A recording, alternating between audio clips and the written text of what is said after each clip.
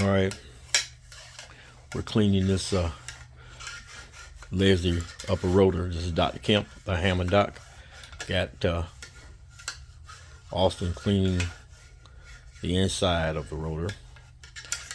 He's using a paper towel with the long slender screwdriver there.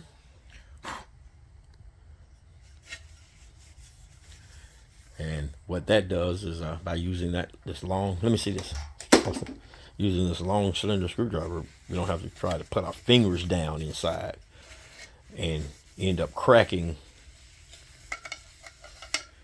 this vintage Leslie rotor. We don't want to crack it. We don't want to break anything. So we use this screwdriver for that delicate operation. And he's able to use this paper towel with show them what we're using to polish that up. Austin, we're using orange glow here. Okay, that's what we're using, orange glow, and it polishes up just like that. Look at that, looks almost new. So we spray that orange glow all in there, and look at that thing. Look how it looks now.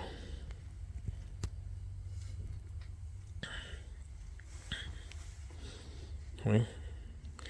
So we're getting ready to install this into this Leslie 22R, which will be made to 2-speed, because I have